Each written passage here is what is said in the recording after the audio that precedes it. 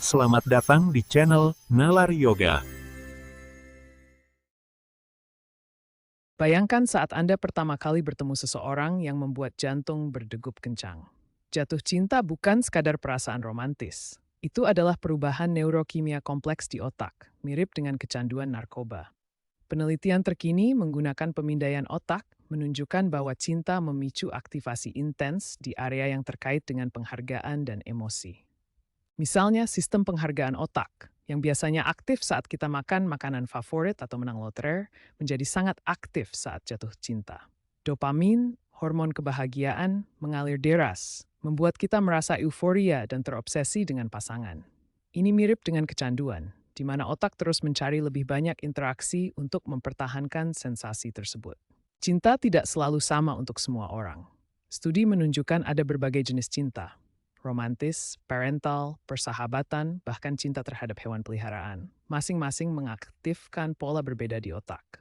Misalnya, cinta romantis lebih melibatkan area emosi intens, sementara cinta parental lebih terkait dengan ikatan stabil. Ini menjelaskan mengapa kita merasa berbeda saat jatuh cinta dengan pasangan baru versus merawat anak. Penelitian neuroimaging mengungkap bagian otak mana yang paling aktif saat jatuh cinta. Area seperti ventral tegmental area memproduksi dopamin, sementara nucleus accumbens memproses penghargaan. Ini menjelaskan mengapa kita merasa antusias dan fokus pada pasangan, seperti seorang remaja yang baru jatuh cinta dan terus memikirkan orang itu sepanjang hari. Kami akan membahas lebih lanjut tentang bagaimana otak kita bereaksi saat kita merasakan cinta yang mendalam. Saat kita jatuh cinta, otak kita mengalami banjir dopamin, neurotransmitter yang membuat kita bahagia dan terobsesi. Mari kita lihat bagaimana proses ini terjadi. Area tegmental adalah break dopamin di otak kita. Saat setiap cinta, saya mulai memproduksi dopamin besar. Dopamin ini mengalir seperti sungai ke arah nucleus accumbens, bagian otak yang bertanggung jawab atas kesenangan. Di nucleus accumbens, dopamin menciptakan perasaan euforia yang intens, mirip efek narkoba seperti kokain. Ini membuat kita merasa bahagia dan energik. Perasaan ini mirip dengan kecanduan narkoba, karena dopamin yang sangat terlibat. Di sebagian kadar serotonin di otak menurun drastis, seperti schizofrenia dengan OCD. Ini menjelaskan mengapa orang jatuh cinta menjadi terobsesi dengan pasangannya. Sebagai contoh, kita terus memikirkan orang itu merasa bahagia meski lelah karena otak kita dibanjiri dopamin. Bayangkan kamu sedang jatuh cinta. Tiba-tiba, kekurangan pasanganmu terlihat seperti kelebihan. Penelitian neuroimaging menunjukkan bahwa saat jatuh cinta, aktivitas di area otak yang bertugas menilai sosial berkurang drastis. Ini seperti otak kita memakai kacamata pink yang membuat segalanya terlihat indah. Dalam dunia nyata, ini terjadi pada banyak orang. Misalnya, seseorang yang biasanya kritis terhadap teman-teman tiba-tiba mengabaikan kebiasaan buruk pasangannya. Otak kita fokus pada hal positif, seperti senyum atau kebaikan hati, sambil menutup mata terhadap masalah seperti kebiasaan merokok atau sikap pemarah. Ini seperti fenomena kacamata pink yang membuat kita melihat pasangan melalui lensa yang idealis. Kekurangan mereka seolah hilang, digantikan oleh gambaran sempurna. Hal ini didukung oleh studi neuroimaging yang menunjukkan penurunan aktivitas di area seperti prefrontal cortex yang biasanya menangani penilaian sosial. Jadi cinta bukan hanya emosi, tapi juga perubahan neurologis yang membuat kita membutakan diri terhadap kekurangan. Ini bagian alami dari proses jatuh cinta, meskipun kadang bisa mengejutkan ketika kacamata pink itu akhirnya lepas. Mari kita lihat manfaat tersembunyi dari jatuh cinta terhadap kesehatan mental.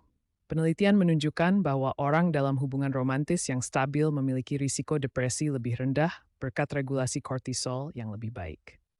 Cinta juga dapat membantu memperbaiki fungsi otak pada orang dengan PTSD atau kecemasan melalui proses neurogenesis yang meningkatkan pembentukan neuron baru. Di era teknologi ini, aplikasi kencan seperti Tinder atau Bumble telah mengubah cara kita menemukan cinta.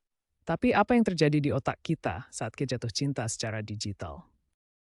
Penelitian menunjukkan bahwa interaksi melalui layar memicu respons otak yang mirip dengan pertemuan nyata.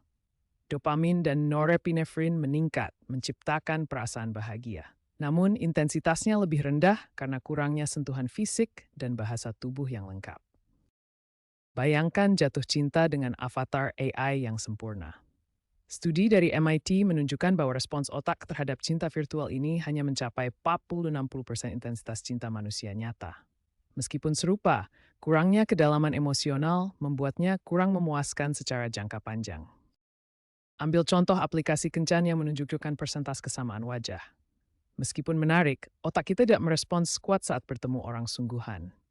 Teknologi membantu, tapi cinta sejati membutuhkan koneksi nyata untuk aktivasi otak yang penuh. Di masa depan, para ahli memprediksi bahwa kecerdasan buatan atau AI akan digunakan untuk merekayasa emosi cinta. Bayangkan aplikasi yang dapat memantau biomarker otak kita untuk meningkatkan hubungan romantis. Teknologi insting menganalisis aktivitas otak seperti triam scan PET ini. Scan menunjukkan otak bereaksi saat jatuh cinta dengan perbedaan aktivitas yang signifikan.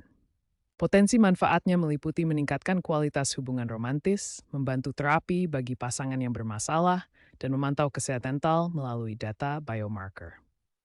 Namun, ada pertimbangan etis yang penting. Manipulasi emosi manusia, privasi data biomarker, dan risiko ketergantungan pada masalah serius yang perhatikan. Dan untuk menavigasi kompleksitas ini, bagaimana cinta memengaruhi otak langkah pertama. Dengan pengetahuan ini, kita pengaruh teknologi AI secara bijak di era digital. Terima kasih sudah belajar bersama Nalar Yoga. Jangan lupa tekan tombol like dan subscribe, supaya kita bisa terus menjelajah logika dan ilmu bersama.